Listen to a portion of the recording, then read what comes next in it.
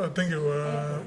SIDS have been advocating for actions against to reduce global warming for a very long time, and the conference in Samoa is one of those avenue where the SIDS leaders especially will articulate our aspirations to keep global warming below 1.5 degrees.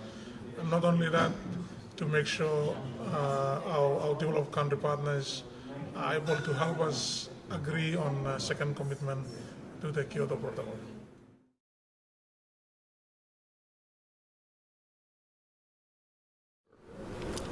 In a word, results. There's been a lot of good intentions, many declarations, strong advocacy, especially led by small countries in the Caribbean and elsewhere. But what we need more than anything now are results on the ground.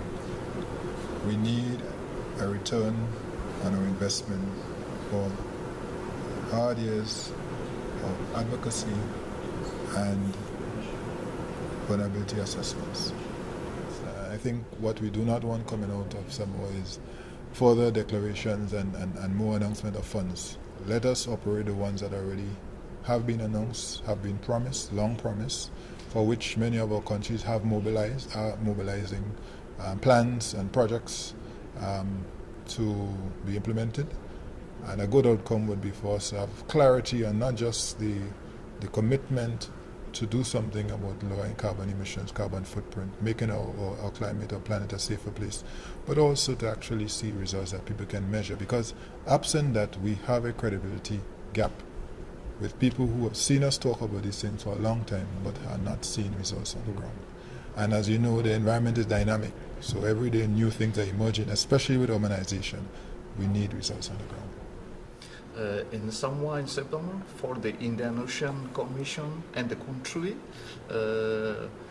as the whole country, we are the vulnerable with the climate change. That's why we need the how to improve the resilience of the whole country in the Indian Ocean, and also which partnership we can find also.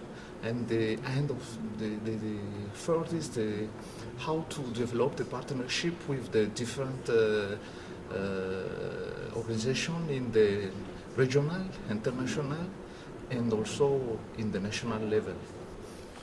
At the Climate Summit, we would appreciate an understanding of the positions of small states, that at the same time where we are trying to implement measures aimed at reducing our vulnerability, that we require an understanding that these are sometimes very costly, and that we want to strike the balance between making those investments as well as generating some level of fiscal space to allow us to continuously implement reforms and to facilitate the financing of infrastructure gaps that will allow us to engender growth in our economies. So we need that understanding because it's an important balance that we need to strike at this point in time.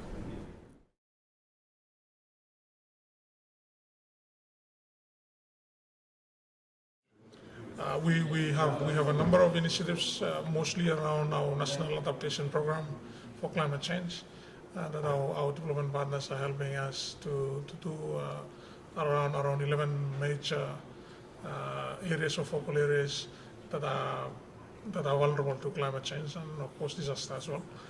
So those are actions that are on infrastructure at the community level with respect to water quality and coastal inundation.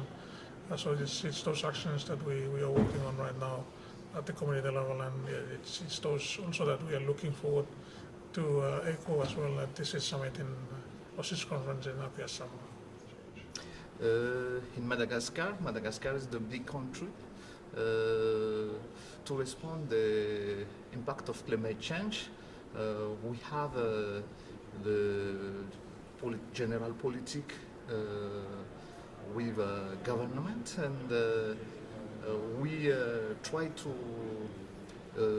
invite all stakeholders to participate with the different activity in the action plan that already prepared by environment sector, and we combine the disaster risk reduction and the climate change adaptation in the package, which action is prioritized.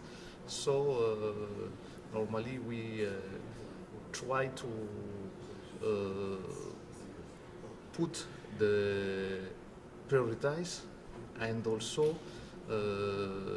collect the information, important information as atlas of risk, and also how to have the risk profile to give more information in order to coordinate the action with environment and disaster risk reduction. In St. Lucia, we are currently looking at implementing a multifaceted approach to looking at the impact of climate change. First, we're looking at implementing a disaster vulnerability reduction project, which will look at not just the reduction of risk, but looking at climate adaptation projects and looking at risk mitigation and other projects that build resilience into our assets and the community. We are also looking at improving our response to disasters, as well as integrating risk into our national planning process.